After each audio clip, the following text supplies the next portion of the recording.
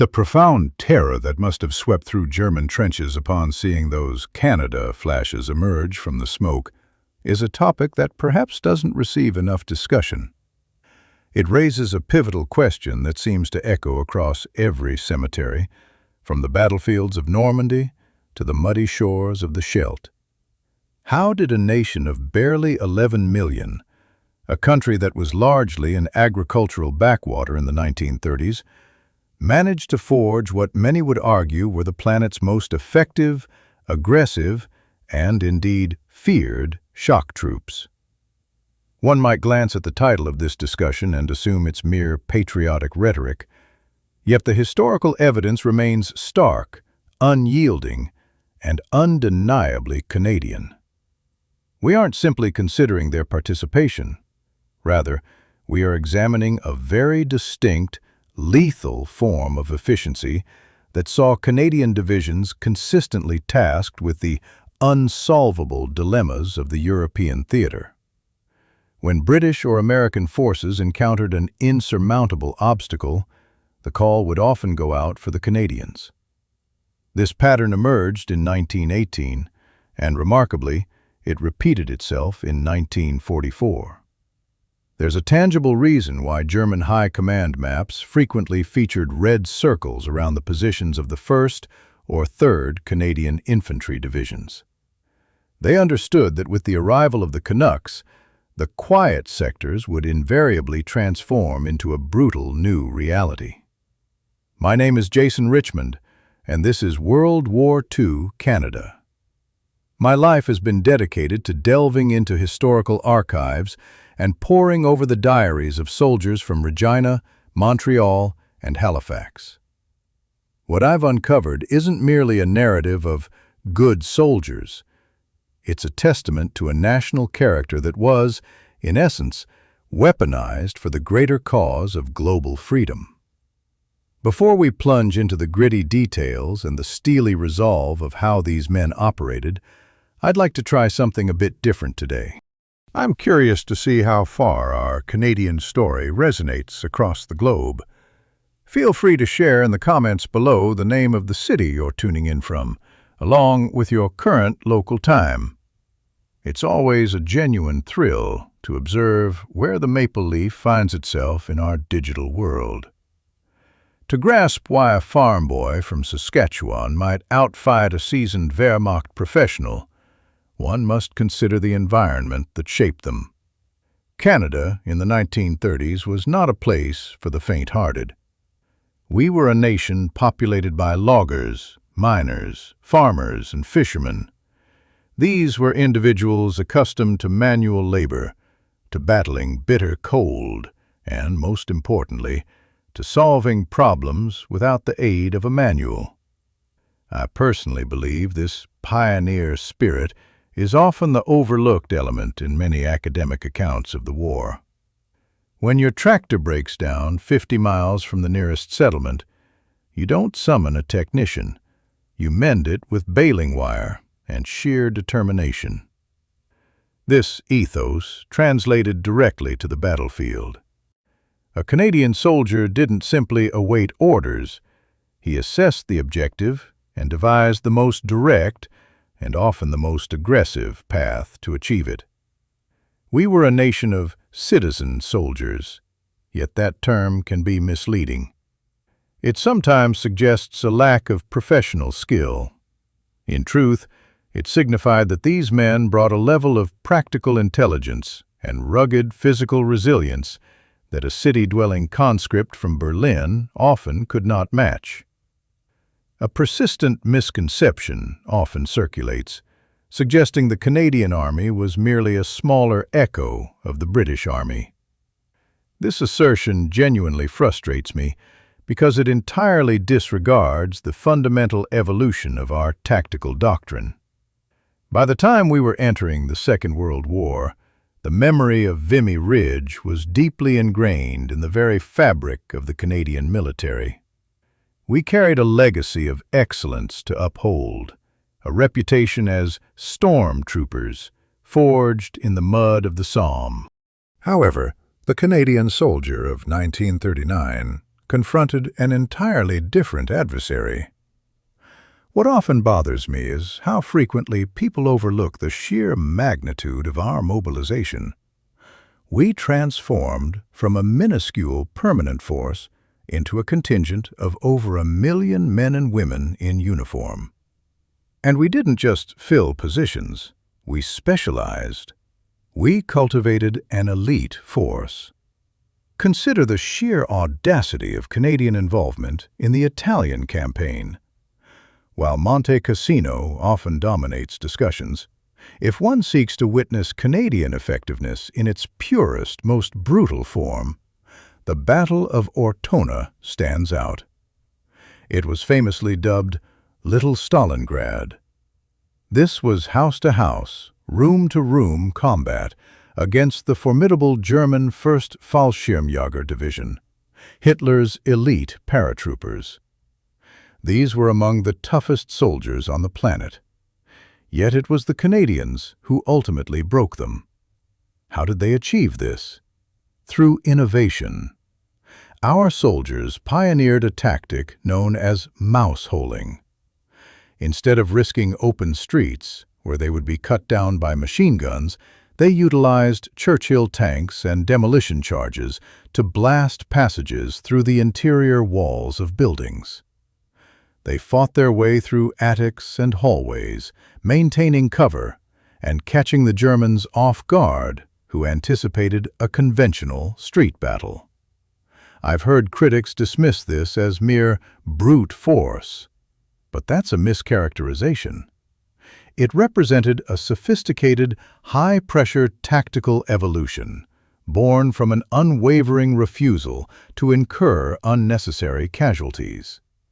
This encapsulates Canadian efficiency, a potent fusion of aggressive spirit with practical, common-sense problem-solving. Of course, one cannot discuss effectiveness without acknowledging the enduring shadow of Dieppe. It remains the singular moment often cited as a failure.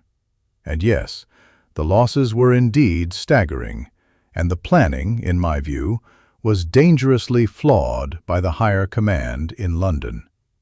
But then, consider what followed. Most nations would have been shattered by a disaster of Dieppe's magnitude. Not us. The Canadian military establishment absorbed those brutal lessons and transformed them into the very blueprint for the most successful landing on D-Day. When June 6, 1944 arrived, the Canadians at Juno Beach faced some of the most formidable defenses along the entire Atlantic Wall. The sea was a chaotic churn, the obstacles were lethal, and the fire emanating from the dunes was nothing short of apocalyptic. Yet the 3rd Canadian Division pushed further inland on D-Day than any other Allied unit, be they British or American. They didn't just land, they shattered the defenses. They achieved their objectives because they had trained with a ferocity that bordered on obsession. We weren't simply present on D-Day, we were the very tip of the spear. This effectiveness extended beyond the individual soldier with a rifle. It was also deeply rooted in the way we integrated our armor. The South Alberta Regiment, the Sherbrooke Fusiliers, these units developed a style of armored warfare that was terrifyingly swift. They employed their Shermans not merely as mobile gun platforms, but as integral components of an all-arms team that moved with a cohesion that constantly frustrated German defenders. I often find myself contemplating whether the Germans ever truly grasped that the colonials they once condescended to had in fact surpassed them in the art of decentralized command. While the German system became increasingly paralyzed by Hitler's rigid no-retreat directives, Canadian NCOs and junior officers were granted the freedom to make decisions on the fly. If a sergeant identified an opening, he seized it. That kind of initiative is precisely what ultimately determines the outcome of wars. And then, we must talk about the Black Devils, the 1st Special Service Force. This was a joint Canadian-American elite unit, but let's be candid. The Canadian contingent brought a very specific mountain fighting expertise that proved absolutely essential. They scaled cliffs in Italy that the Germans considered impassable. They moved with the stealth of ghosts in the night. Their effectiveness stemmed from their unconventional approach. They didn't adhere to the traditional rules of European warfare. Instead, they operated by the unwritten rules of the North American wilderness. They were, in essence, hunters. What truly distinguishes the Canadian contribution, and what I believe serves as the ultimate testament to our effectiveness, was the Battle of the Scheldt. It stands as perhaps the most miserable, arduous, and strategically crucial campaign of the entire war in the West. The Allies desperately required the port of Antwerp to sustain their efforts, yet the Germans held the islands and the mudflats leading to it. It was an amphibious nightmare, fought in freezing waters and waist-deep slime. The British were disinclined to take it on. The Americans were preoccupied elsewhere. So, it fell to the 1st Canadian Army. Our soldiers fought through flooded fields where tanks were rendered useless, systematically clearing out bunkers one by one in conditions that would have incited mutiny in nearly any other army. They undertook this dirty work because they were uniquely capable of sustaining their morale and their combat edge within such a horrific environment. There's an undeniable psychological dimension to this effectiveness as well. By 1945, the reputation of the Canadian soldier had become a weapon in its own right. There are documented instances of German units surrendering more readily to the British or Americans purely out of genuine fear of what might happen if the Canadians reached their lines. We had earned a reputation for being hard soldiers, men who had little patience for snipers or for insincere surrenders. While some might shy away from acknowledging that today, I view it as a reflection of the total commitment these men embodied. They weren't there to simply play at being soldiers. They were there to bring an end to a global nightmare and return home. That singular, unwavering focus on the objective rendered them the ultimate kinetic force within the Allied war machine. But why? Why us? Why did this North American middle power manage to punch so far above its actual weight? I believe it boils down to a distinct amalgamation of British discipline and American industrial-scale thinking, all filtered through a rugged, independently minded Canadian perspective.